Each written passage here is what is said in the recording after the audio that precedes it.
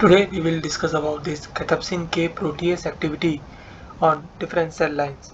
In the previous video we have understood or we have seen the results of this cathepsin K protease activity on this ovarian cancer cell lines and find out that it is able to cleave this MUC1, thereby results in reducing the glycocalyx thickness.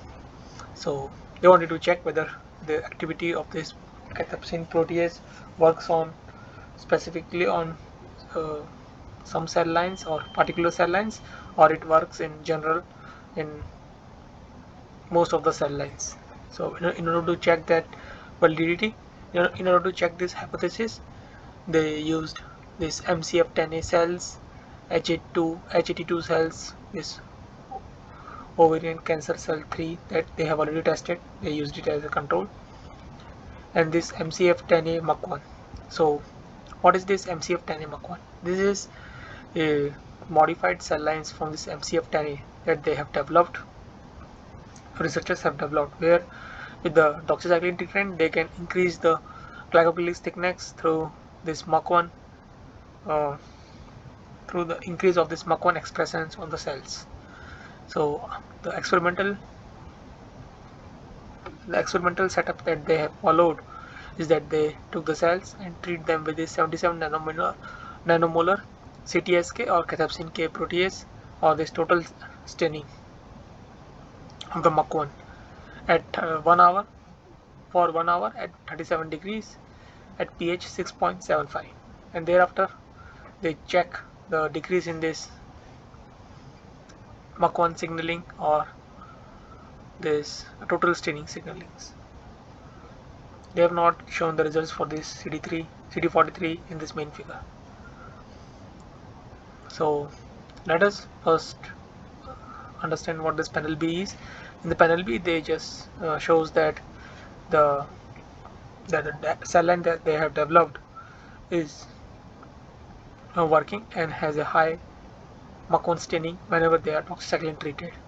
That can be seen here. The doxycycline treated, the MUC1 levels are low, but with doxycycline treated, MUC1 levels increases significantly, and this is also validated with total mucin staining is add through this STC E447D, and thereafter they shows the results for the CTSK treatment with this MCF10A cell lines.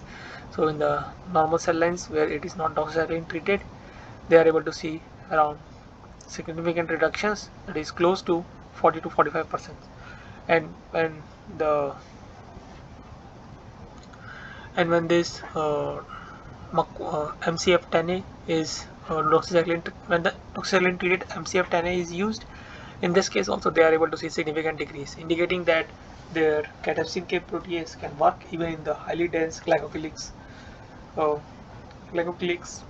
environment. So thereafter once validating that it can work in the highly dense Glycocalyx environment, so they come back to their original hypothesis for this figure, that is whether it is working on different cell lines or not. So and they check it for, and in this case they have also included one more additional control where they have used heat inactivated CTSK. So this will gives us the results of more specifically whether it is the CTSK that is causing the MUC1 degradations or not. So when they used H82 cell lines, they are able to see a significant decrease in the CTSK, but not in the inactivated CTSK. And same things they have seen for ovarian cancer 3 MCF10A, and this MCF10A that is MUC1 MCF10A with MUC1 overexpressions. So in all the results for the MUC1, they have not shown the results for this heat inactivated CTSK, but for this H82 and ovarian cancer 3 they can show the results, and this shows that this CTSK is able to work irrespective of which cell lines is been treated, which cell lines is been co-cultured with this cathepsin K protease. This is how they validate their hypothesis. So we need to understand more about these experiments in detail and wants to refer to some of the supplemental figures, you can go through the reference that has been provided in the description. That's all for this video. Thank you for your time.